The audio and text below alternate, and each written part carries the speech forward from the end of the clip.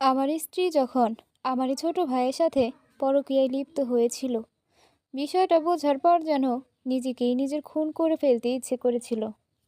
একটা মানুষ যে কিনা একজনের স্ত্রী, সে কিভাবে নিজের স্বামীর ছোট ভাইয়ের সাথে পরকীয়ার মতো জঘন্য কাজে লিপ্ত হতে পারে আমার জানা নেই। বিশ্বাস করুন আর না করুন, তাদের পরকীয়ার দৃশ্য দেখে আমি নিজেকে পৃথিবীর সবচেয়ে রাগী মানুষ ভাবছিলাম, কিন্তু কিছু করতে পারছিলাম না। স্ত্রীর মুমূর্ষু চেহারা দেখে তাকে আর কিছু বলতেই পারিনি সেদিন। হুড় হুড় করে বেরিয়ে এসেছিলাম। আসলে ঘটনার সূত্রপাত কিভাবে তাই এবার বলে দিই। আমি রফিক রহমান, পেশায় একটা বিজনেস কোম্পানির ম্যানেজার। সারাদিন অফিসে কাজের চাপের মধ্য দিয়েই কাটাতে হয়, সেহেতু বাসায় খুব বেশি থাকা হয় না। এর মাঝে আমার স্ত্রী অনাবিলা একজন মডেল। ওর বিভিন্ন কাজ থাকে শ্যুটের জন্য। আমরা এক প্রকার ব্যস্ত কাপল, যারা নিজেদের ক্যারিয়ার নিয়েই সব সময় ব্যস্ত। অনাবিলার সাথে আমার দিনে দেখা হয় মাত্র দুবার, একবার সকালে, আরেকবার রাতে। মাঝে আমাদের টুকটাক ফোন আলাপ হলেও দেখা হওয়ার সুযোগ নেই। এভাবেই আমরা বিবাহিত জীবনে সংসার চলে। তো এমনই এক সকালের কথা, আমি নাস্তা সেরে অফিসে চলে যাই। সারাদিন অফিসে কাজ থাকে আমার, দিনে আর ব্যাক করা হয় না বাসায়। সেক্ষেত্রে অফিসেই দুপুরের খাওয়াটা করতে হয়, মাঝে মাঝে তো অফিসেই ডিনার করতে হয়। তো সেই দিন অফিসে যাওয়ার পর নিত্যদিনের মতো কাজে ডুবে গেলাম। বসের ক্যাবিন থেকে একজন এসে জানান দিল যে আজকে আমার অ্যাসিস্ট্যান্ট আজ আসেনি, এবং কেন যেন আসেনি সে ব্যাপারে কাউকে জানায়নি। বসের কাছে গিয়ে জানতে পারলাম বিষয়টা। বস আমাকে এক গাদা শাসানি দিয়ে বলল, তোমার কি মাথায় সেন্স নাই? এত আনম্যাচিওর তুমি। আজ অফিসে একটা ইম্পর্টেন্ট মিটিং আছে, তা তুমি জানোই, অথচ তোমাকে দেওয়া ফাইল তুমি দিয়ে রেখেছো ওই গাধা আসাদকে, আর সে আজ অফিসেই আসলো না। এদিকে নাইম সাহেবের কোম্পানির লোকজন চলেই আসছে প্রায়। আজকে ওনাদের সাথে যদি ডিলটা না হয়, তাহলে তুমি জানো আমাদের কোম্পানি কতটা লসের মুখোমুখি হবে। আমি আমতা আমতা করে বললাম, স্যার, আসলে আমাকেও ও ফোন করে কিছু জানায়নি যে কেন আসলো না আজ। আমি জানলে আগে ভাগে নিজেই ফাইলের কাজটা শেষ করে গুছিয়ে রাখতাম। বি অফ রাফিক, তোমার ওপর ভরসা করাটাই আমার ভুল হয়েছে। আজ যদি মিটিংটা না হয়, তবে তোমার চাকরি থাকার সিউরিটিও আমি দিতে পারছি না। স্যার প্লিজ স্যার, আমাকে 1 ঘন্টা সময় দিন স্যার, আমি ওই ফাইলটা রেডি করে আনছি। প্লিজ স্যার, 1 ঘন্টা না, তোমাকে টাইম দিলাম ফাইলটা রেডি করার জন্য। যতক্ষণ না নাইম সাহেবের কোম্পানি থেকে লোক আসছে, ততক্ষণ পর্যন্ত তুমি এসব গোছগাছ করো। আর যদি না পারো, তাহলে তোমার উপর দিয়ে আর অফিসের উপর দিয়ে কি যাবে তা মনে রেখো। Get out to my cabin right now. তৎক্ষণাৎ আমি ক্যাবিন থেকে বেরিয়ে আসলাম। আসাদকে একবার কল দিলাম, তখনই রিং হতে হতে শেষ পর্যায়ে কল কেটে গেল, অথচ রিসিভ হলো না। অন্য এক সিম দিয়ে আবার ট্রাই করলাম, না, তবুও কল রিসিভ হলো না। কি কি করব ভাবতে ভাবতে মনে করলাম সে আমাদের ফ্ল্যাটেই যায়, হয়তো অসুস্থতায় পড়েছে, তাই ফোনেও রিসিভ করতে পারছে না। এদিকে সময় গড়াচ্ছে, যে কোনো সময় মিস্টার নাইমের কোম্পানি থেকে অফিসাররা চলে আসতে পারে। এইভাবেই সাথে সাথে অফিস থেকে গাড়ি নিয়ে বের হলাম, উদ্দেশ্য আসাদের ফ্ল্যাটে। গ্যারেজ থেকে গাড়ি নিয়ে সোজা চললাম ওর বাসার উদ্দেশ্যে।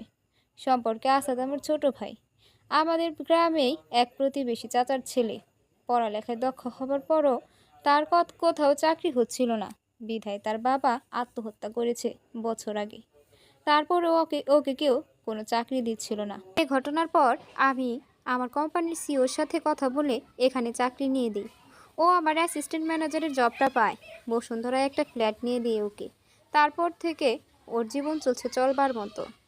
আগের দিন আমাদের কোম্পানির সাথে ঢাকার অন্যতম branded company real touch industry থেকে একটা কোলাবোরেশন অফার করা হয়। এটা যদি হয়ে যায়, তাহলে এক লাফে আমাদের কোম্পানি আকাশে উঠে যাওয়ার মতো সাফল্য পেয়ে যাবে। রিয়েল টাচের সিইও নাইম রহমান সাহেব জানায়, আজ তাদের কোম্পানির লোকেরা আমাদের সাথে মিটিং করতে আসবে। আমরা যেন নিজেদের কোম্পানির জরুরি বা ইম্পর্টেন্ট কাজগুলো ফাইল করে তাদের সামনে উপস্থিত রাখি। এমন একটা কাজ আমায় দিয়েছিলেন বস। একটা ফাইলে আমাদের কোম্পানির বেশ কিছু কাজ করে রাখার জন্য বলেছিলেন, আর আমার অধিক কাজ থাকায় সেই কাজটা দিয়েছিলাম আমার অ্যাসিস্ট্যান্ট আসাদকে। ও আজ সকালে কাজটা করে অফিসে আসার কথা থাকলেও আসেনি। তার জন্য আজ বসের সামনে অপমানিত হলাম। যাই হোক, 20 মিনিটে পৌঁছে গেলাম আসাদের ফ্ল্যাটে। ওর ফ্ল্যাটের 3 তলায় হওয়াতে লিফটে করে উঠে গেলাম। আমাদের ফ্লোরের একটা বিকল্প চাবি সব সময় আমার কাছে থাকে। কয়েকবার নক করে যখন কোনো রেসপন্স পেলাম না, তখন আমি বিকল্প চাবিটা বের করে দরজা খুলে ভেতরে প্রবেশ করলাম। ভেতরে আসতে একটু অবাক হলাম। দরজার সামনে একজোড়া জুতো উল্টে আছে, যেটা একজন মেয়ে মানুষের। আসাদের ফ্ল্যাটে মেয়ের জুতা, বিষয়টা মেনে নেওয়া সহজ ব্যাপার না। ওকে আমি খুব ভালো করে চিনি। কোনো মেয়েকে ও ফ্ল্যাটে নিয়ে আসবে এমনটা ওর পক্ষে সম্ভব না। তাহলে মেয়েদের জুতা কেন এখানে? তার কি কোনো আত্মীয় এসেছে গ্রাম থেকে?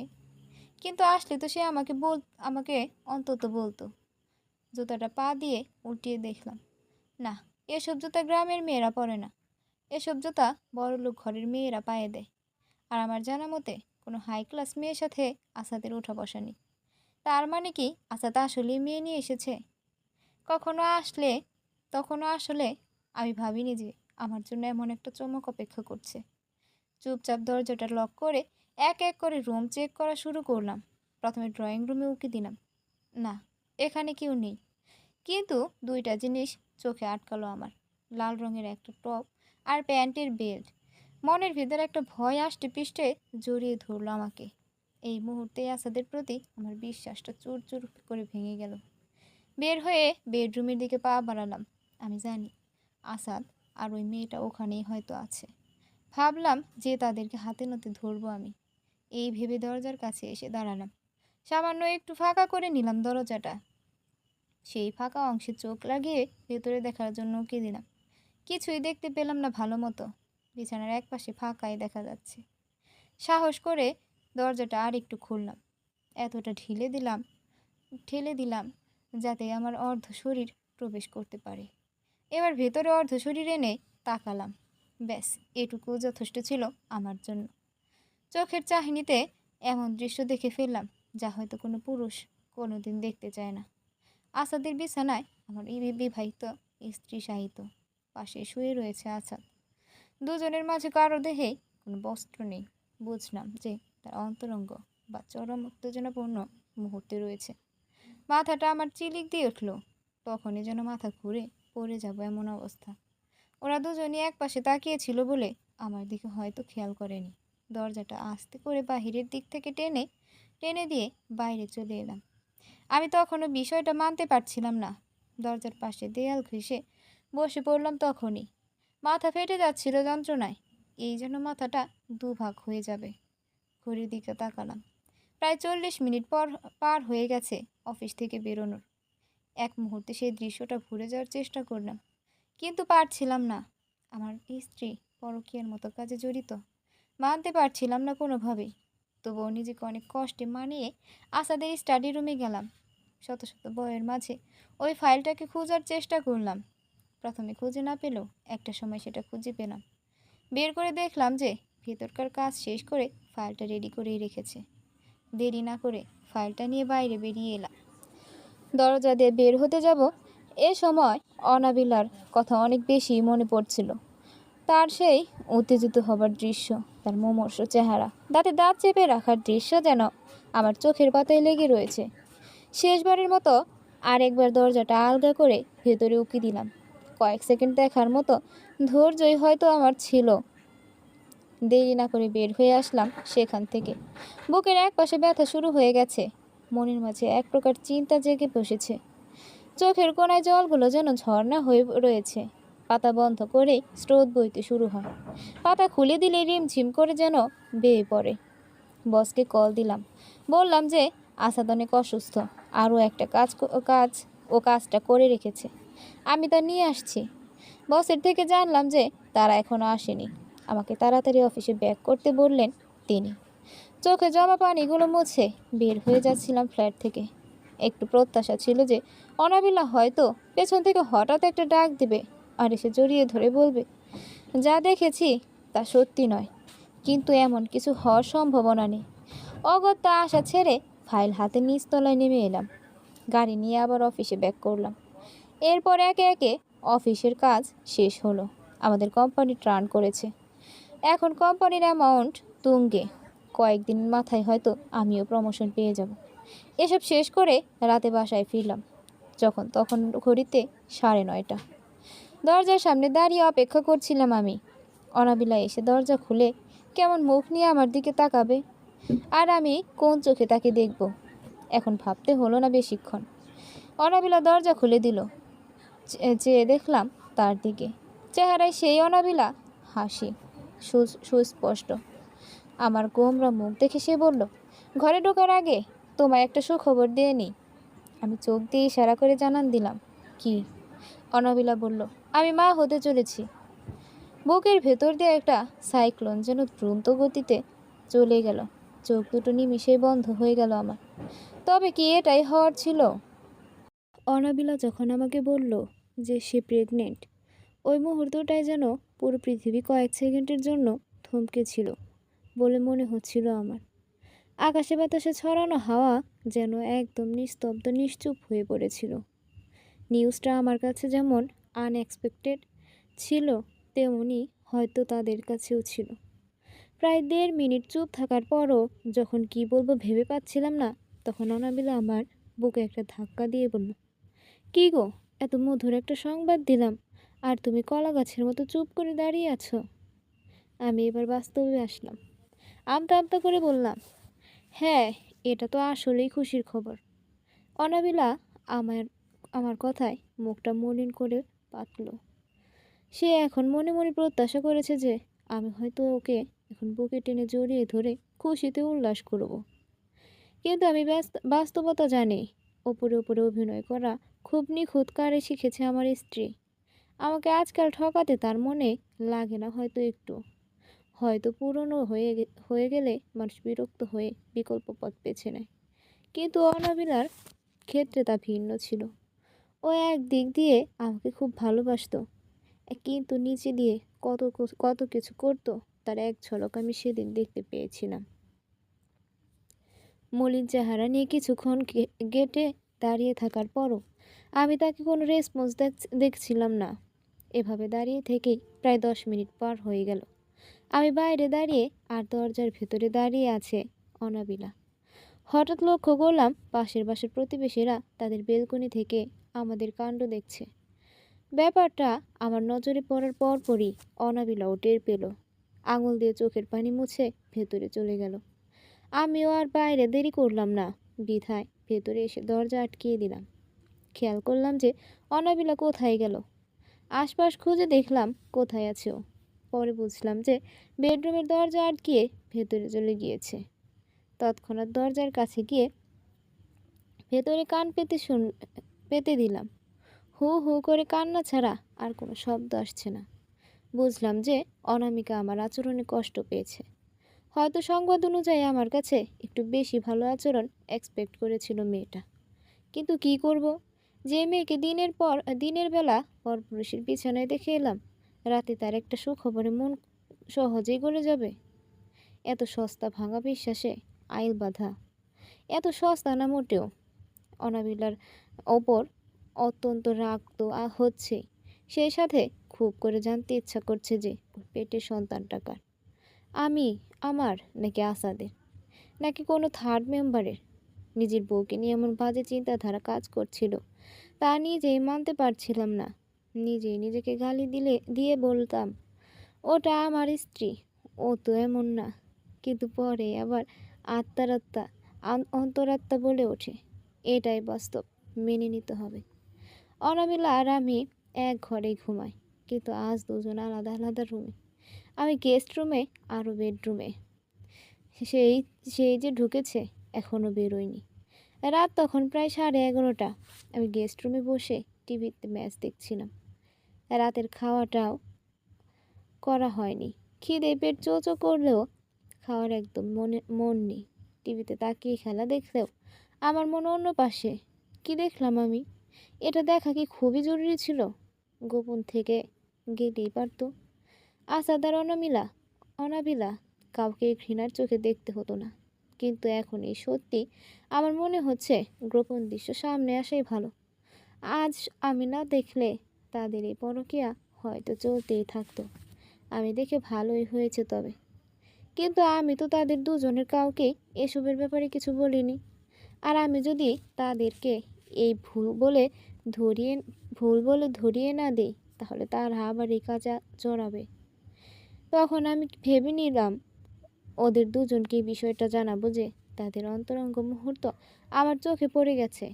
তাদের দুজনকে এবারের মতো সতর্ক করে দিব। বলে দিব যে অনাবিলা আমার স্ত্রী আর আসাদ আমার কাছের ছোট ভাই। ওদের দুজনের সম্পর্ক কখনোই পারফেকশন পাবে না। আর যদি এরপর তারা আবার একত্র হওয়ার ট্রাই করে বা একত্র হয়, তাহলে হয়তো ব্যাপারটা তাদের দুজনের জন্যেই ভালো হবে না। এসব ভেবে টিভিটা অফ করে অনাবিলাকে জানানোর জন্য ওর রুমের কাছে গেলাম। দরজায় নক করব, এমন সময় ঘরের ভেতর থেকে অনাবিলার কথা স্পষ্ট শুনতে পেলাম। কার সাথে যেন সুন্দরভাবে নরম কণ্ঠে কথা বলছে, অথচ ঘন্টা খানিক আগেই আমার আচরণে ও হু হু করে কেঁদেছিল। আর এখন কিনা হেসে হেসে কথা বলছে। কিন্তু কার সাথে? ঘরে তো কেউ নেই অনাবিলা ছাড়া। ভালোভাবে কান পাতলাম। কিছুক্ষণ শোনার পর বুঝতে পারলাম যে সে আসলে কারোর সাথে ফোনে কথা বলছে।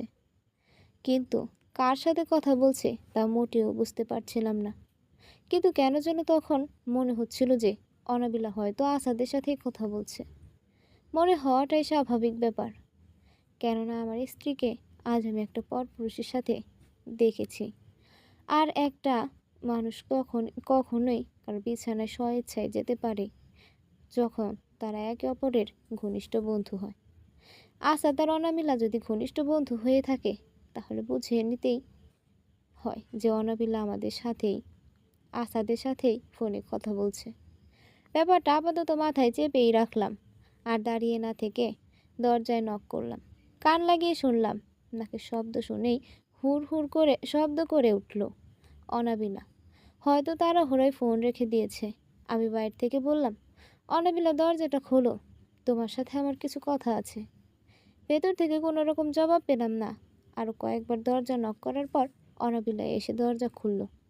ঘন্টা খানিক আগে তার চেহারা শুষ্ক থাকলেও এখন একদম ঠিকঠাক। সোজা ওর চোখের দিকে তাকালাম, কারণ মানুষ মিথ্যা কথা বলে ঠিকই, কিন্তু চোখ মিথ্যা বলে না। চোখের ভাষা সম্পূর্ণ সত্যি। অনাবিলা জিজ্ঞেস করলো, কি বলবা? একটু বসে গল্প করি আসো। বললাম আমি, আমার এখন গল্প করতে ভালো লাগছে না, আমাকে একা থাকতে দাও। কথায় আছে না, চোরের মায়ের বড় গলা। ঠিক অনাবিলার অবস্থাও এখন তা এমনই। ভাবছে হয়তো আমি তাদের ব্যাপারে কিছুই জানি না, কিন্তু ও জানে না আমি তার সম্পর্কে কত দূর অব্দি জেনে গেছি। আমি বলছি, তোমার সাথে আমার গল্প আছে, মানে আছে, তুমি চাইলেও ইগনোর করতে পারবে না। এই বলে অনাবিলার হাতটা ধরে ঘর থেকে বের করে নিয়ে এলাম। কি করছো ওটা কি তুমি? এমন করছো কেন? কি দোষ করেছি আমি? আর ইগনোর কি আমি করছি? তুমি না রফিক, তুমি করছো। তোমাকে এত সুন্দর একটা খবর দিয়েছিলাম, ভেবেছিলাম তুমি হয়তো খুশি হবে, আমাকে একটু জড়িয়ে ধরবে, আমাকে আদর করবে, বুকে জড়িয়ে ধরে বলবে, অভিনন্দন প্রিয়, নতুন অতিথির আগমন শুভ হোক। কিন্তু না, তুমি এসব কিছুই বললে না। এমন বিহেভ করলো যেন এই সন্তান তোমারই না। এতটাও পর বানিয়ে ফেলেছ আমায়, ভাবতেই পারছি না আমি। তখন থেকে ঘরে বসে শুধু কাঁদছিলাম আমি, কিন্তু একবারও তুমি আমাকে এসে ডাকোনি। তার মানে কি আমি বুঝি না মনে করেছ? কি বুঝো এর মানে? এর মানে তুমি আর আমাকে চাও না, এটাই।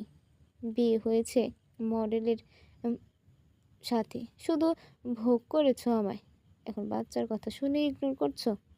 কয়দিন পর ঝগড়া মারামারি শুরু হবে, এরপর শুরু হবে ডিভোর্সের কাহিনী। এটাই তো চাও তুমি, তাই না? এক এক করে এতগুলো কথা বললো অনাবিলা। আমি ওর সব কথা শুনলাম মন দিয়ে। ওর চেহারার দিকে কিছুক্ষণ তাকিয়ে থেকে বললাম, একটা কথার উত্তর দিতে হবে তোমাকে, আর সেটা এক শব্দেই। অনাবিলা একটু চমকে গেল, কেমন চোখে যেন আমার দিকে তাকিয়ে রইল খানিক। এরপর বলল, বলো কি তোমার সেই কথা, তোমার পেটের বাচ্চাটা কার? মানে মুখ কুঁচকে গেল ওর। মানে এই পেটের বাচ্চা যে যে বাচ্চা বড় হচ্ছে, আসলে তার প্রকৃত বাবাকে? অনাবিলা এবার যেন তেলে বেগুনে জ্বলে উঠল। আমার মুখের সামনে চিৎকার করে বলল, এটা তোমার বাচ্চা, তাছাড়া আর কার হবে? কিন্তু আমার তো মনে হচ্ছে না এটা আমার বাচ্চা। আমার কেন জানি মনে হচ্ছে তোমার পেটের বাচ্চাটার বাবা অন্য কেউ। হতে পারে আমার গ্রামের পরিচিত ছোট ভাই আসাদ, আর নয় তো অন্য কেউ। এবার যেন অনাবিলা একটু অন্যরকম ভাবে তাকালো। কাপা গলায় চেঁচিয়ে বলল, তোমার কি মাথা খারাপ? ছি রফিক, ছি। নিজের স্ত্রীকে নিয়ে এমন কুরুচিপূর্ণ কমেন্ট তুমি করতে পারলে? এতটাও নিচু ভাবলে আমায় তুমি? না, আমি এসব বলার আগে অনেক ভেবেছি জানো। এতক্ষণ এসবই ভেবেছি।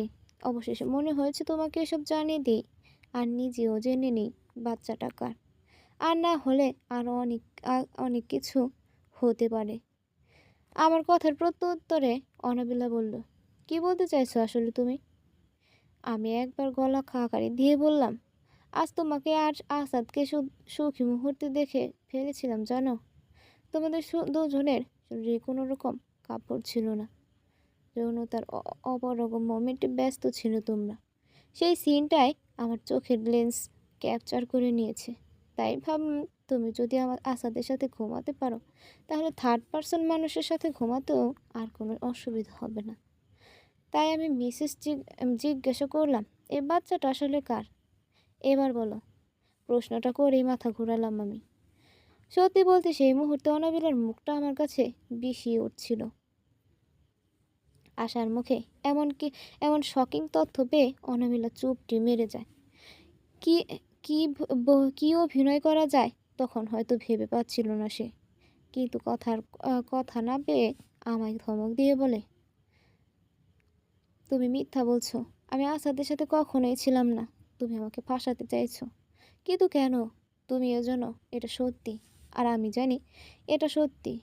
এখন অমান্য করতে পারবে না তুমি। মিথ্যে বলছো। তুমি আমার নামে মিথ্যা অ্যালিগেশন দিচ্ছ। আসাদ আমার ছোট ভাইয়ের মতো, ওর সাথে আমি। ছি, ভাবতেই পারছি না তোমাকে এতটা নেমে নেমে যেতে হবে। দেখো, কোনো প্রমাণ আছে তোমার কাছে? বলো, যদি থাকে তবে আমায় দেখাও। মিথ্যা অ্যালিগেশন না দিয়ে আমার প্রমাণ দেখাও। বেশ, দেখি তবে। কথাটা বলে সোফায় বসে পড়ল অনাবিলা।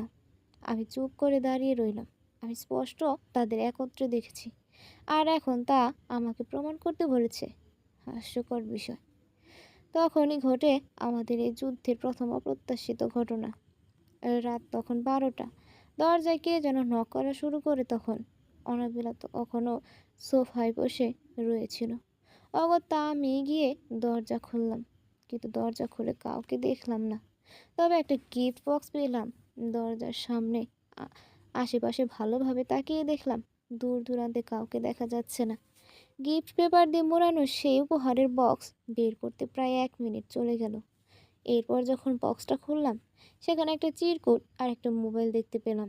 মোবাইলটা হাতে নিয়ে পাওয়ার বাটনে চাপ দিতেই সেটা খুলে আসে।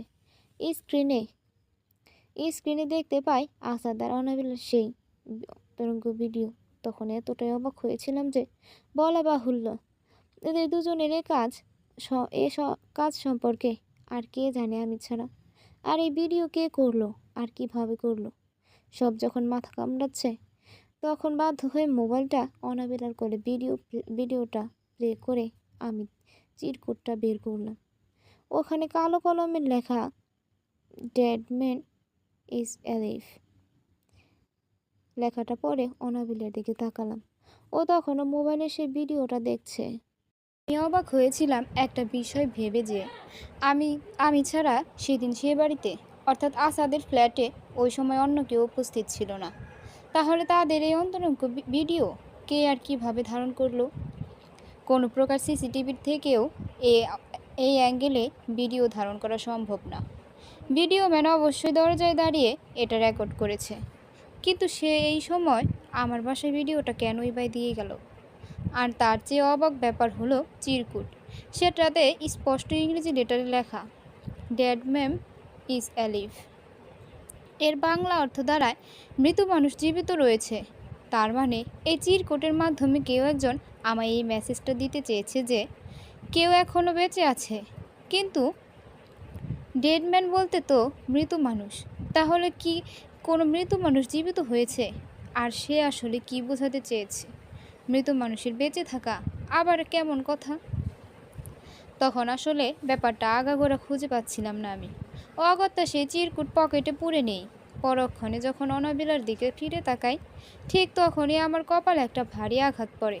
ভন ভন করে মাথাটা ঘুরতে শুরু করে আমার জ্ঞান হারাচ্ছিল না বিধায় অনাবিলার দিকে তাকিয়ে দেখি ওর হাতে ফুলদানি ছিল। চোখে এক প্রকার ক্ষোভ দেখতে পাচ্ছিলাম, চেহারা লাল টুসটুসে হয়েছিল। সেই সময়টায় অনাবিলার চেহারা দেখে যে কেউ বুঝে ফেলতে পারত যে একটা মানুষের মাঝে কত প্রকার ক্ষোভ থাকতে পারে, কত অজানা রাগ ক্ষোভ মানুষের ভেতরে বাসা বেঁধে থাকে অপর একজন মানুষের জন্য।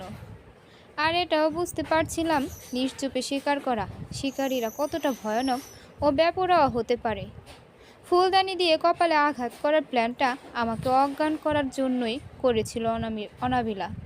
ভিডিওটা যখন আমি তাকে দেখাই তখনও বুঝে যায় যে কোনোভাবেই যদি ভিডিওটা পাবলিকের কাছে লিক হয়ে যায় তবে তার ক্যারিয়ার শেষ হয়ে যাবে। হাজারো ভক্তের সামনে তার মুখ চুলকানিতে ভরে যাবে। এসব বেশি সময় নিয়ে ভাবতে পারিনি অনাবিলা। যেখানে আমি তার সাথে অপর পুরুষের মেলামেশা দেখেও পুরো দমে সহ্য করেছিলাম, সেখানে নিজের অকাজের ভিডিও নিজের দেখেই সহ্য করাটা কঠিন হয়ে যায় তার কাছে। সে তখনও একটা কথাই ভাবে, ভিডিও পাবলিক হলে তুমি শূন্যে পতিত হব। তবে এর বিকল্প কি? এই একটা চিন্তায় আসলে অনেক কিছু অ্যাডভাইস দেয়। ছোট এই একটা প্রশ্নই স্ট্রেসের সময় মানুষকে আর্ট লেভেলে পৌঁছে দিতে সক্ষম হয়। নিজেকে ডেভিল বানানোর জন্য এই এক প্রশ্নই যথেষ্ট, যা এখন আমি বুঝতে পারছিলাম অনাবিলার সামনে দাঁড়িয়ে। অনাবিলা তখন ভাবছিল এই ভিডিও যদি ইন্টারনেট লিক হয়ে যায়, ছড়িয়ে যায়, তাহলে সেটা লাখো মানুষের চোখে পড়বে। আর এর মাঝে তার বিশাল লোকসান হবে এবং সে নিজেও এর কোনো বিহিত করতে পারবে না। সেই মুহূর্তেই তার মাঝে বাস করা গোপন সত্তা তাকে প্রশ্ন করে, আর যদি ভিডিওটা কখনোই লিক না হয় তবে? অনাবিলা উত্তর দেয়, কেন হবে না? আর কিভাবে লিক হবে না? অনাবিলার গোপন সত্তা আমার দিকে হয়তো আঙুল দেখিয়ে বলে, রফিককে মেরে ফেললেই এই ভিডিও লিক হবে না, আর এই কথাও কেউ জানবে না। ব্যাস, তখনই ফুলদানি তুলে আমার মাথায় আঘাত করে বসে অনামিলা। আমি তার যতই কাছের হই না কেন, আমি একমাত্র পারি এই ভিডিও লিক করতে। যদিও আমি জানতাম আমার কাছে মাত্র এই একটা ভিডিও ছিল, যা আমি অজানা এক ব্যক্তির থেকে পেয়েছি, কিন্তু অনাবিলা ভেবেছে এই ভিডিও হয়তো আমিই করে এনেছি। আর সেভাবে আমি এই ভিডিও পাবলিশ করব না, এর প্রমাণ তখনই হবে যখন আমি মৃত হব। চোখের সামনে পৃথিবী ধোঁয়াশা হয়ে যাচ্ছে, চোখের আলো অন্ধকারে আশ্রয় নিয়ে লুকিয়ে যাচ্ছে, চোখের পাতাগুলো আপনা আপনি বন্ধ হয়ে যাচ্ছে। শেষবার অনাবিলার চোখে তাকানোর সময় লক্ষ্য করলাম ও দাঁতে দাঁত চেপে আমার সামনেই সাপের মতো খোপাচ্ছে। আমি একটু কিছু বলার চেষ্টা করেও পারলাম না। অনাবিলা আবার আমার নাকের ওপরে ফুলদানি দিয়ে আঘাত করলো, আর আমি এই ঘটনায় প্রথমবারের মতো অজ্ঞান হলাম। আর এর মাধ্যমেই এই কাহিনীর প্রথম টুইস্টের খেলা শুরু হয়। অধ্যায় 1, অগ্নিখেলা। যখন আমি চোখ খুললাম তখন আমার চোখে কালো পট্টি বাঁধা, অন্য কোনো কালারও হতে পারে সেটার। আমি শিওর ছিলাম না। প্রায় 1 মিনিট নড়াচড়া করে বুঝতে পারলাম আমার হাত পা চোখ বেঁধে গাড়ির ব্যাগ ডালায় আটোসাটো করে বাঁধা হয়েছে। মুখের মাঝখানে একটা রুমাল শক্ত করে বেঁধে রেখেছে যাতে আমি চেঁচাতে না পারি। এর 1 মিনিট পর আমি এও বুঝতে পারলাম যে আমাকে হয়তো জানে মেরে ফেলার পায়তারা চলছে। আর এর পেছনে অবশ্যই অনাবিলা আর আসাদ রয়েছে, কারণ আমি যদি অনাবিলার সাথে ঝামেলা করে ওর ভিডিওটা লিক করি তাহলে অনাবিলার ক্যারিয়ার ইন্ড, আর সেই সাথে আসাদের চাকরিটাও চলে যাবে। আর ইন্ডাস্ট্রির মডেল হয়ে অনাবিলা চৌধুরী আসাদকে কোনো চাকরিও দিতে পারবে না। এইদিকে আমি যদি মরে যাই তাহলে কোম্পানিতে আমার জায়গাটা আসাদ পেয়ে যাবে। এই পাশ থেকে অনাবিলার সাথে আসাদের রাস্তাও ক্লিয়ার হয়ে যাবে। এসব ভেবেই তারা হয়তো আমাকে কোথাও মেরে ফেলার জন্য নিয়ে যাচ্ছিল। কিন্তু যাচ্ছে তো যাচ্ছে কোথায় তা বুঝতে পারছিলাম না। একদিকে আমার চোখ বাঁধা, আবার আরেক দিকে আমার মুখ বন্ধ। আমি যে কিছু বলবো তাও পারছিলাম না। অগত্যা গুটিসুটি মেরে শুয়েছিলাম ততক্ষণ। আন্দাজ মোতাবেক এরপর কাটে প্রায় 15 মিনিট। গাড়ি এসে থামে একটা স্থানে। তখনই গাড়ির পেছনে শক্ত কিছু এসে বাড়ি খেয়ে টাং করে শব্দ হয়। এরপর কিছুক্ষণ শান্ত থেকে সামনের দরজা খুলে বের হয় দুজন। প্যাসেঞ্জার সিটের পাশে হয়তো দাঁড়ায় তারা। তাদের পদশব্দ আমার কান অবধি পৌঁছাচ্ছিল। আমি শুধু অপেক্ষায় ছিলাম কখন বাগডালা খুলবে তারা। কিন্তু অপেক্ষার অবসান যে এমন অপ্রত্যাশিতভাবে ঘটবে তা মোটেও আমার জানার কথা ছিল না। শুনলাম বাইরে দাঁড়ানো একটা মেয়ে কণ্ঠ। এখন এটাকে কিভাবে মারবো? নাকি পানিতে ফেলে দেব? পানিতে পড়লে আবার মরবে তো। স্পষ্ট অনাপিলার কণ্ঠ ছিল তা। তার পাশে দাঁড়ানো ব্যক্তিটি উত্তরে বলল, আমি জানি না, আমার মনে হয় না এভাবে তাকে মারতে পারবো। তাকে মারতে হলে অন্য প্রথা অবলম্বন করতে হবে। এটা আসাদের গলা ছিল। অন্য প্রথা কি? এমন এক পন্থা রয়েছে যেটা অবলম্বন করে এক আঘাত করে আমরা মেরে ফেলতে পারি তাকে। একটা মানুষকে মেরে ফেলার জন্য রাস্তা বা কৌশলের শেষ নেই। যে কোনো পদ্ধতিতেই একজন মানুষকে মেরে ফেলা সম্ভব। কোনো প্রকার ক্লু না ছেড়েও একজনকে সহজে মেরে ফেলা যায়। চাইলে অনাবিলা আর আসাদ আমাকে সহজেই মেরে ফেলতে পারত। কিন্তু ওই যে বলে না, কোনো বড় কাজ করার আগে কর্তাকে অবশ্যই অভিজ্ঞতা সম্পন্ন হতে হয়। এই দিক দিয়ে অনাবিলা আর আসাদের সামান্যটুকু অভিজ্ঞতাও ছিল না। তাদের মাঝে স্ট্রেস কাজ করছিল অনেক হাই লেভেলের। তারা তাদের এক পদক্ষেপ নেওয়ার আগে ভাবছিল যে কিভাবে তারা কোনো প্রকার প্রমাণ ছাড়া এই কাজটা সম্পন্ন করতে হবে। কিন্তু তারা বেমালুম ছিল। তারা আমাকে মারার জন্য কোন পথ বেছে নিবে তা ডিসকাস করতে পারছিল না। অনাবিলা আরেকবার ভেবে দেখো, তুমি কি আসলে চাও রফিক ভাইকে মেরে ফেলতে? অনাবিলাকে জিজ্ঞেস করলো আসাদ। সত্যি বলতে আমি কোনোদিনও রফিককে মারতে চাই না। কিন্তু ভেবে দেখো, আমি যদি ওকে বাঁচিয়ে রাখি তাহলে ও আমার ভিডিও ফাঁস করে দিতেও পারে। যদিও ওর করা ভিডিওটা এখন আমারই কাছে, কিন্তু আমি জানি ওর কাছে আরও এক পিস কপিও রয়েছে। আর এটা লিক করার কারণ আমি ওকে ধোঁকা দিয়েছি। ওর বাচ্চা পেটে ধরে আমি অন্য কারোর সাথে শুয়েছি। আর এটা যদি একবার পাবলিক হয়ে যায় তাহলে আমার সারা জীবনের ক্যারিয়ার ধ্বংস হয়ে যাবে। আমি আর কারোর সামনে মুখ দেখাতে পারবো না। আমাকে মানুষের নজর থেকে পালিয়ে বেড়াতে হবে। তোমার ব্যাপারটাই ভাবো, ভিডিও লিক হলে তোমার চাকরি চলে যাবে। আর তোমার লাইফে ওই ভিডিওর ব্যাড ইফেক্ট কীভাবে ছড়াবে তা তুমি ধারণাও করতে পারবে না। আমরা না চাইলেও রফিককে না মেরে পারছি না। ওকে মারতেই হবে, কেননা ও বেঁচে থাকলে আমাদের প্রেম কোনোদিন পূর্ণতা পাবে না। আমাদের 6 বছরের প্রেম অপূর্ণ রয়ে যাবে। এটা কি তুমি চাও? তাছাড়া সবাইকে তো মরতে হবে। আমি সত্যি বলতে রফিককে কখনো নিজের মন দেইনি, শুধুমাত্র শরীর ছাড়া। আর ও নিজেও শুধু আমার শরীরটাকে চাইতো, কখনো আমাকে বুঝেনি। আমাকে শুধু তুমি বুঝতে, তাও তো আমাকে অন্যের ঘরের বউ হতে দেখেও তুমি সবটা বুঝো। তাই আমি এই সিদ্ধান্ত থেকে নড়চড় হতে চাই না। তুমি আমার সাথে থাকো আসাদ, প্লিজ আমার সাথে থাকো। যদিও রফিক ভাই আমাকে অনেক কিছু দিয়েছে, কিন্তু তোমার জন্য এখন আমি তাকেও স্যাক্রিফাইস করতে যাচ্ছি, শুধুমাত্র নিজেদের ভালোবাসাকে পূর্ণতা দান করতে।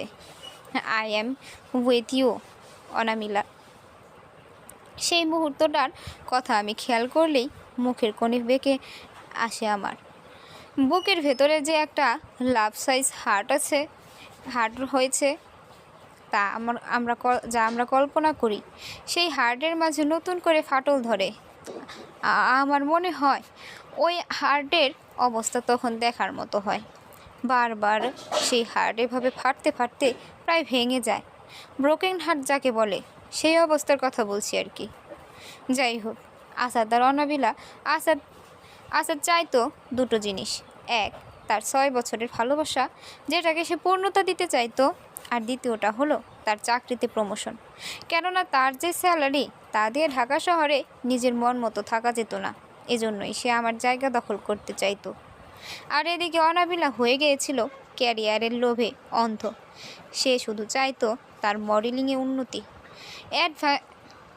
অ্যাডভার্টাইজার থেকে মডেল, মডেল থেকে শর্ট ক্যারেক্টার, এরপর সাইড ইফেক্ট, এরপর মেন অ্যাক্ট্রেস। এসব কিছুতেই যে সে তার জীবনের পূর্ণতা মনে করত। আর আসাদের সাথে ভালোবাসা, এই ব্যাপারটা আমি বিশ্বাস করতাম না। আসাদ জাস্ট একটা গুটি ছিল, আর অনাবিলা তাকে নিয়ে শুধু খেলার মাঠে ডিফেন্স করতে চেয়েছে। সমস্ত কিছু শোনার পর আমার রিয়াকশন কেমন ছিল আই ডোন্ট নো। আমার সাথে বিয়ে হওয়ার অনেক আগে থেকেই অনাবিলা আর আসাদের এফআইআর চলছিল, কিন্তু এর মাঝে আমাকে কেন অনাবিলা বিয়ে করেছিল সেই ব্যাপারে আমি জানি না। হয়তো কিছু একটা রহস্য এর পিছনে রয়েছে। কোনো একটা কারণ ছিল আমাকে বিয়ে করবার, যা অনাবিলা আমার থেকে লুকিয়েছে। নাকি প্রেশারে পড়ে আমাকে বিয়ে করেছিল? কিন্তু কী সেই প্রেশার? প্রশ্নটা তখন রেখে দিয়েছিলাম। আশ্বাস ছিল যদি বেঁচে থাকি তবে এই প্রশ্নের উত্তর খোঁজার মিশনে নামব। অনাবিলা আর আসাদ সেদিন আমাকে গাড়িবন্দি করে রেখে নিজেদের মাঝে ডিসকাস করছিল, প্ল্যান করছিল প্রপারলি আমাকে মেরে ফেলার। কিন্তু তারা অনভিজ্ঞ হওয়ার কারণেই তাদেরকে রুখে দাঁড় করায় দ্য মাস্টার মাইন্ড। আগেই বলেছিলাম এখান থেকে এই কাহিনীর প্রথম টুইস্টে শুরু হয়। যখন আসাদ আর অনাবিলার ডিসকাশন শেষ হলো এবং তারা আমাকে গাড়ি থেকে বের করার জন্য ডিকিতে হাত লাগালো, তখনই ঘটল মিরাক্কেল। গাড়ি আপনা আপনি পেছনে দিকে টার্ন করছিল। গাড়ির পেছনে দাঁড়িয়ে থাকা ওরা দুজন এ দেখে পাশে সরে দাঁড়ায়, আর গাড়ির গতিবেগ ধীরে ধীরে বৃদ্ধি পায়। আমি জানতাম না তখন আমরা কোন স্থানে ছিলাম, কিন্তু গাড়ির গতি অনুযায়ী বুঝতে পারছিলাম হয়তো বা কোনো উঁচু স্থান থেকে নিচে পড়ছি। গাড়ির গতি বাড়ছিল, সেই সাথে বাড়ছিল আমার শ্বাস প্রশ্বাস। আসাদের খবর তখন জানতাম না, কিন্তু এটা খুব ভালো করেই জানতাম যে আমার মৃত্যুর এখনও আরও দূরে অবস্থান করছে, অনেক দূরে। তখন নিজেকে কি মনে হচ্ছিল আমার জানেন? তখন নিজেকে একজন প্রফেশনাল ডেডম্যান মনে হচ্ছিল, মৃত্যু থেকে জীবিত হয়ে ফিরে আসা ডেডম্যান। কারণ আমি ধারণা করতে পেরেছিলাম কেউ একজন মাস্টার মাইন্ড আছে যে আমাকে সাহায্য করতে চাইছে, আর তিনি হতে পারে সেই ডেডম্যান যে আমাকে সেই ভিডিও ক্লিপ আর চিরকুট পাঠিয়েছিল। আমি প্রতিজ্ঞাবদ্ধ ছিলাম যদি বেঁচে যাই তাহলে তাদের দুজনকে দুটো উপহার দিব, আগুন নিয়ে অগ্নি খেলা করার ব্যর্থ উপহার, তাদের প্রাপ্য ছিল। সময়টা তখন ছিল জানতাম না। গাড়ির পেছনে হাত পা চোখ ও মুখবদ্ধ ছিলাম আমি। গাড়ির নিচের দিকে টার্ন করায় তার গতি অন্তত বেড়েই চলছিল। সম্ভবত কোনো এক পাহাড়ের চূড়া থেকে আমাকে নিচের দিকে ফেলা হচ্ছিল। আমার তখন মনে হচ্ছিল কিছুক্ষণের মাঝে হয়তো সমতল ভূমিতে নেমে আসবো, আর তারপর কেউ একজন আমাকে এখান থেকে বের করবে। কিন্তু এমনটা শুধু আমার কল্পনা ছিল মাত্র, এমন কিছুই হয়নি। প্রায় 2 মিনিট সময় অতিক্রান্ত হওয়ার পর আমি সহ গাড়িটা পতিত হলো গভীর পানিতে। ধপাস করে একটা শব্দ হলো পানিতে পড়ার। কয়েক সেকেন্ডেই গাড়ির ফাঁক ফোকর দিয়ে পানি ঢোকা শুরু করে ভেতরে। তখনই বুঝে যাই যে আমি নদীতে পতিত হয়েছি। গাড়ির ভেতর পানি ঢুকতে ঢুকতে এক পর্যায়ে আমার শরীর ভেসে ওঠে। তাড়াহুড়ো করে নাক মুখ বন্ধ করে ফেলি। ডিকির ভেতর বন্দি ছিলাম তখনও। এদিকে গাড়িতে অনবরত পানি ঢোকার কারণে আমিও আর দম আটকে রাখতে পারছিলাম না। অতঃপর মনে হচ্ছিল আমার সামনের 1 সেকেন্ডকেই হয়তো আমার জীবনের শেষ সেকেন্ড বলে গণ্য করা হয়েছে। দ্বিতীয়বারের মতো মৃত্যুর জন্য প্রস্তুতি নিচ্ছিলাম। এক মৃত্যু থেকে বেঁচে ফিরে আরেক ঝামেলায় জড়িয়ে যাব তা জানতাম না। তৎক্ষণাৎ আমার আশেপাশে কেউ ছিল না, আমাকে বাঁচানোর মতো কেউ ছিল না। কেউ এমন ছিল না যে আমাকে ডিকি খুলে উদ্ধার করবে, আমাকে ভূমিতে নিয়ে যাবে। হাজার চেয়েও এমন কিছু হচ্ছিল না। রীতিমতো তৎক্ষণাতে আমার নাক মুখ দিয়ে পানি ঢোকা শুরু করছে, দম আটকে আসাও শুরু হয়ে গিয়েছে। মাথার ভিতরে তখন একটাই কথাই ঘুরে বেড়াচ্ছিল, আমি কিভাবে বাঁচব? বারবার মনে এই প্রশ্ন খেলা করলেও আমি তখন কিছু করতে পারছিলাম না। আমার হাত পা বাঁধা ছিল, আমি পুরোপুরি বন্দি ছিলাম। রীতিমতো আমার চোখ খুলতে শুরু করে, পেটের ভেতরে পানি ঢুকে তা ফুলে ওঠে। শ্বাস নেওয়ার জন্য অক্সিজেন পূর্ণ ঘাটতি এবার দেখা দেয়। আর তখনই আমি পা ছোড়াছুড়ি করতে থাকি। আর এই পা ছোড়াছুড়ির কয়েক সেকেন্ড পরই আমার পায়ে লেগে গাড়ির ডিকিটা আচমকা খুলে যায়। আর তখনই আমি বেরিয়ে আসি। ফাইনালি বেরিয়ে তো এসেছিলাম, কিন্তু এবারের সমস্যাটা আরও বেশি বিপদে ঠেলে দেয় আমাকে। আমার চোখের সামনে শুধু অন্ধকার আর অন্ধকার ছিল। হাত পা বাঁধা ছিল, আমি নড়তে পারছিলাম না। পানিতে ভেসেছিলাম শুধু। মাঝে মাঝে বস্তার মুখ বেঁধে ময়লা আবর্জনা বস্তা বন্দি করে নদীতে ফেলা হয়। ঠিক আমার হালও তেমন ছিল বলতে গেলে। রীতিমতো শ্বাস নিতে পারছিলাম না, চোখ দুটো উল্টে আসছিল যেন। তখন এত পরিমাণ অস্থিরতা কাজ করছিল যেন আমার মরে যাওয়াই শ্রেয়। আর তখনই আমি সেন্সলেস হয়ে যাই, দ্বিতীয়বারের মতো। সেন্সলেস হওয়ার আগে ভাবছিলাম, এবার কি তবে চোখ খোলার মতো অবস্থায় থাকবো আমি? অধ্যায় 2, আগন্তুক। জ্ঞান ফেরার পর যখন চোখ মেলে তাকালাম, তখন আমার চোখের দৃষ্টিতে উঁচু উঁচু উঁচু গাছ আর নীল আকাশ, সাথে সাদা পরিচ্ছন্ন মেঘেদের দেখা পেলাম। কয়েক সেকেন্ডে চোখ ঘুরিয়ে দেখলাম আশেপাশের দৃশ্য। চারপাশে বড় বড় গাছে ভরপুর। বুঝতে পারলাম এটা কোনো এক জঙ্গল। মাথা উঁচু করে শোয়া থেকে উঠে বসলাম। চারপাশে তাকিয়ে বুঝলাম যে আমি আসলেই কোনো এক গহীন জঙ্গলে রয়েছি। চারপাশে বড় বড় সবুজ রঙা গাছের সমারোহ।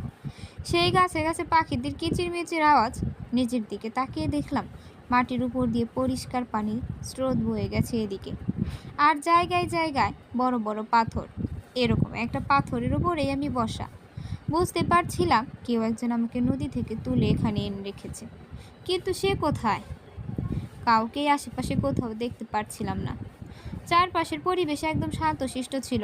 কোনো প্রকার কোলাহল নেই, নেই কোনো মানুষ। অচেনা স্থান, অচেনা পরিবেশ। এক মুহূর্তের জন্য নিজেকে তখন ভুলে গিয়েছিলাম আমি।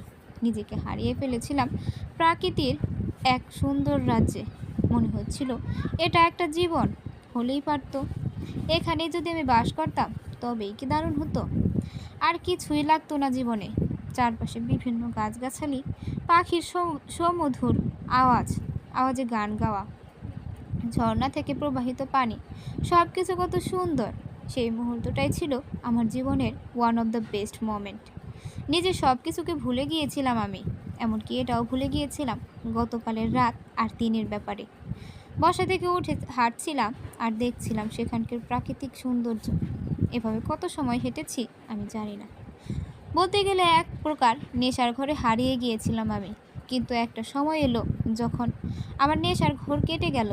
আমার পা থমকে গেল, হৃদস্পন্দন বেড়ে গেল, ঠোঁট কাঁপতে শুরু হলো। কেননা আমার সামনে এসেছিল যার ভয় এতক্ষণ থেকে আমার মনে স্থান করতে পারেনি। আমি ভাবতেই পারিনি এই পরিস্থিতিতে এমন কিছু সম্মুখীন হওয়া অস্বাভাবিক কিছু না। তাকে দেখার পরই আমার শরীরের প্রতিটি লোম দাঁড়িয়ে যায়। আমার পা কাঁপছিল, কেননা আমার সামনে প্রায় 15 থেকে 20 গজ দূরেই দাঁড়িয়েছিল শরীরে কালো ও হলদে দাগ কাটা পশু, দ্য রয়্যাল টাইগার। বিশাল দেহি সেই বাঘ তার অপলক দৃষ্টি নিয়ে আমার দিকে তাকিয়েছিল। মুখের দিকে তাকালেই বোঝা যায় সে কি চায়। মুখ দিয়ে ছোট করে গর্জনের আওয়াজ বের করছিল সে। আমি তখন কি করব জানতাম না। চুপচাপ দাঁড়িয়ে দাঁড়িয়ে এই বিপদ থেকে মুক্তির আশায় ছিলাম। কিন্তু আমার পাশে কেউ ছিল না বিধায় এই বাঘের থেকে বাঁচার মতো সম্ভাবনা আমার খুব কমই ছিল। তখনই মনে হয়েছিল শান্ত পরিবেশে টিকে থাকা ব্যস্ত পরিবেশের চেয়ে কত কঠিন। তখনই বুঝতে পেরেছিলাম মানুষ কেন এলাকায় লোকালয় ছেড়ে দালান কোঠায় এসে উঠেছিল। চোখ ভরে তখন বাঘটার দিকে তাকিয়ে থাকা ছাড়া আমার আর কোনো কিছুই করার ছিল না। আমি তাকিয়েছিলাম তার দিকে, আর সে আমার দিকে। আমার মতন সেও চুপচাপ দাঁড়িয়ে আমাকে দেখছিল। প্রায় 5 মিনিট পর আমি সাহস করলাম নিজেকে বাঁচানোর জন্য।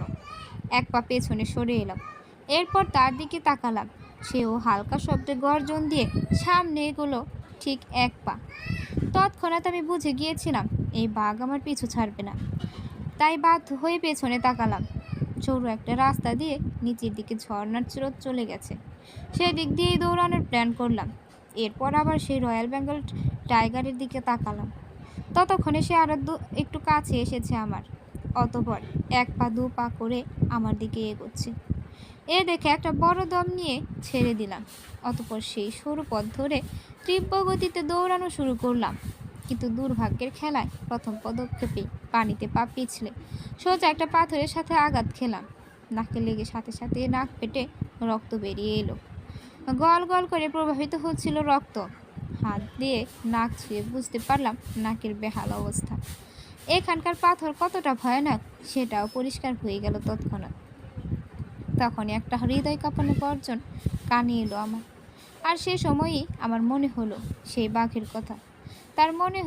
তার কথা মনে হতে সে যেই ঘুরে তাকালাম, অমনি আমার উপর ঝাপটি মেরে বসলো ওটা। ভয়ে চেঁচিয়ে উঠলাম আমি। বিকট চিৎকারের সহিত তার শরীরের বিভিন্ন অংশে আঘাত করার চেষ্টা করছিলাম অনবরত। কিন্তু সে আমার উপরে এমনভাবে বসেছিল যে আমি ভালোভাবে কিছুই করতে পারছিলাম না। কৌশলে তখনই আমি আমার মুখের থুতু সেই বাঘের চেহারায় নিক্ষেপ করি। আর তখনই সেই বাঘ রেগে গিয়ে আমার গালে তার ভয়ানক হাতের 3 আঙুল দিয়ে খামচি কাটে।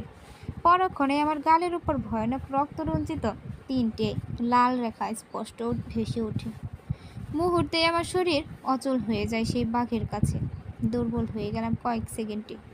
গালের ক্ষত থেকে রক্ত স্রোতাকারে পড়ছিল আমার।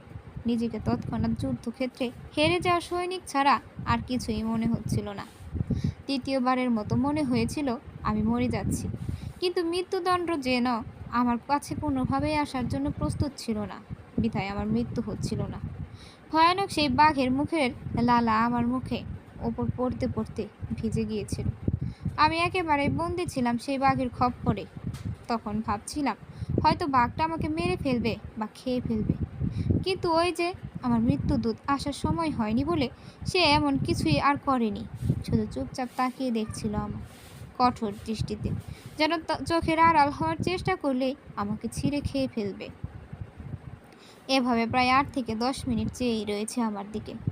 সত্যি বলতে তখন আমার কলিজায় এক ফোঁটাও পানি অবশিষ্ট ছিল না। যেন পাথর হয়ে বাঘের থাবায় পড়েছিলাম। নড়াচড়া করার মতো অবস্থাও ছিল না। এরপর এক সময় বাঘটা আমার উপর থেকে সরে যায়। ততক্ষণে আমার গাল বেয়ে অনেক রক্তক্ষরণ হয়েছে। আমার সারা মুখ তখন লাল বর্ণে রঙ্গিত হয়েছে। হঠাৎ বাঘটা আমার উপর থেকে সরে যাওয়ায় আমি ধীরে ধীরে উঠে বসি। সামনে তাকিয়ে দেখি বাঘটা দাঁড়িয়ে আছে, আর তার পাশেই কালো কাপড় পরিধান করা একটা লোক দাঁড়িয়ে আছে। তার পুরো শরীরেই কালো স্যুট, মাথা মুখ সহ ঢেকে রাখা, হাতের কবজি দেখার উপায় নেই যেন। সেই বাঘ আর ওই আগন্তুক দুজনেই আমার দিকে তাকিয়ে আছে এক দৃষ্টিতে। আমার অবস্থা তখন খুব খারাপ ছিল, আর আমি বুঝতে পারছিলাম যে বাঘ এই লোকটারই পালিত পশু, আর তিনি এই বাঘকে আমার সাথে এই মরণ খেলা খেলবার জন্য লেলিয়ে দিয়েছে। এমনিতে অনেক ক্লান্ত ছিলাম, তার উপর এমন একজন অপরিচিত লোকের এ ধরনের মরণ খেলায় নিজেকে অংশগ্রহণকারী বানানো হয়েছিল জোর করে। তখন ভাবছিলাম একা থাকলে হয়তো এই লোকটাকে মেরে আধমরা করে ফেলতাম, কিন্তু কিছু করতে পারছিলাম না। তার কারণ তার সেই পালিত বাঘ। চুপ না থেকে লোকটাকে জিজ্ঞেস করলাম, কে আপনি, আর আমার সাথে কেন এমন একটা মরণঘাতী খেলা খেললেন? লোকটা 2 পা এগিয়ে আমার দিকে এলো। মাথা আর মুখের উপর থাকা কাপড়টা একটানে খুলে দিয়ে বলল, তোমাকে শুধু একটা ডেমো দিলাম। জীবন হারানো কতটা কঠিন ও জীবন কতটা দামি জিনিস তা বোঝানোর চেষ্টা ভাবতে পারো। কিন্তু কেন? আমি প্রশ্ন করলাম। কেননা তোমার সাথে এরপর যা হবে তাতে তুমি মনে করতে বাধ্য হবে যে জীবনে বেঁচে থাকার চেয়ে মৃত্যু অনেক বেশিই ভালো। কথাটা যে কারোর জন্যই অনেক বেশি ভয়ানক। যখন আমার আশেপাশে কেউ থাকবে না, তখন আপনার সাথে ভয়ানক ঘটনা ঘটবে এবং সর্বশেষ আপনাকে জীবনের সবচেয়ে ভয়ানক অধ্যায়ের জন্য প্রস্তুতি নিতে বলা হবে। তখন আপনার কি মনে হবে? জীবনের সবচেয়ে কঠিন ও ভয়ানক অধ্যায়, যার জন্য আমরা কখনোই প্রস্তুত থাকি না, এবং আমাদের সামনে হুট করেই সেই ভয়ানক মুহূর্তের বার্তা চলে আসে, তখন আমাদের কী বা থাকে? চ্যালেঞ্জ অ্যাকসেপ্ট করা ছাড়া আমি আর কিছুই করতে পারছিলাম না। চ্যালেঞ্জ অ্যাকসেপ্ট করা ছাড়া আমার সাথে তাহলে কি হতে যাচ্ছে? কেনই বা এত কঠিন কিছু হতে যাচ্ছে? জিজ্ঞেস করলাম আমি। আমি তোমার জান বাঁচিয়েছি। পাহাড়ের ওপরে মৃত্যু হওয়া থেকে আমি তোমাকে বাঁচিয়েছি। পানির নিচে ডুবন্ত অবস্থায় আমি তোমাকে উদ্ধার করেছি, নতুন করে তোমাকে জীবন দিয়েছি। তাই আমারও তোমার থেকে কিছু পাওয়ার হক আছে, আর আমি তাই নেব, তবে একটু কঠিনভাবে। আমি তখন যা ভাবছিলাম অন্য কেউ হলেও তাই ভাবতো, আর ভাবনার কথাটা তখনই বলে দিয়েছিলাম। তার মানে আপনি কি সেই ডেডম্যান যে আমাকে আমার স্ত্রীর পরকীয়ার ভিডিও পাঠিয়েছিল? খেয়াল করলাম উনি তখন ঠোঁটের কোণ বাঁকিয়ে হাসছেন। যা বোঝার বুঝে গেলাম, ডেডম্যান খ্যাত মাস্টার মাইন্ড আমার সামনে দাঁড়িয়ে আছে।